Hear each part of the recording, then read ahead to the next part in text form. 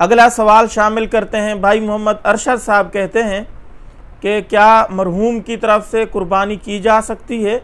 قربانی ادا ہو جائے گی؟ کیونکہ میرے والد محترم کا انتقال ہو گیا ہے، ان کی طرف سے میں قربانی کرنا چاہتا ہوں۔ دیکھیں محترم، نبی علیہ السلام اپنے غربا امتیوں کی طرف سے قربانی کیا کرتے تھے، اور اسی طرح نبی علیہ السلام جب دنیا سے پردہ فرما گئے تو حضرت علی رضی اللہ تعالیٰ عنہ نے 2 قربانیاں کی، ایک اپنی طرف سے، ایک نبی علیہ السلام کی طرف سے۔ تو اس کا جواز ملتا ہے کہ مرحوم کی طرف سے کسی دوسرے کی طرف سے قربانی کی جا سکتی ہے، تو آپ اپنے والد محترم کی طرف سے قربانی کر سکتے ہیں۔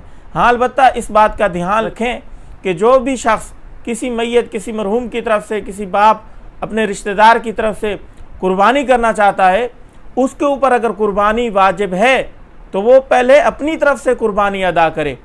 ہوتا کیا ہے کہ بہت سارے لوگ اپنے اوپر قربانی واجب ہوتی ہے، اپنی طرف سے قربانی نہیں کرتے، اپنی والد، اپنے والدہ، اپنے بھائی، کسی قریبی رشتہ دار کی طرف سے قربانی کر رہے ہوتے ہیں۔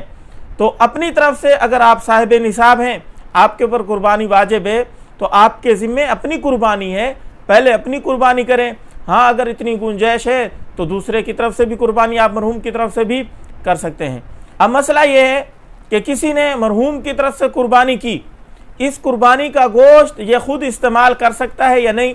تو دیکھیں اس کی 2 صورتیں بنتی ہیں، یا تو مرنے والے نے وصیت کی ہوگی کہ میری طرف سے تو قربانی کر دینا، یا وصیت نہیں کی ہوگی۔ اگر وصیت کی ہے پھر یہ قربانی کرتا ہے تو اس کے لیے جائز نہیں ہے کہ یہ اس قربانی کا گوشت استعمال کرے، بلکہ اس سارے گوشت کو صدقہ کرنا ضروری ہے۔ اگر مرنے والے نے وصیت نہیں کی، یہ صورت ہے اپنی طرف سے یہ قربانی کر رہا ہے، تو اب اس کے لیے جائز ہے قربانی کا گوشت استعمال کرنا، خود بھی استعمال کر سکتا ہے، آگے صدقہ بھی کر سکتا ہے۔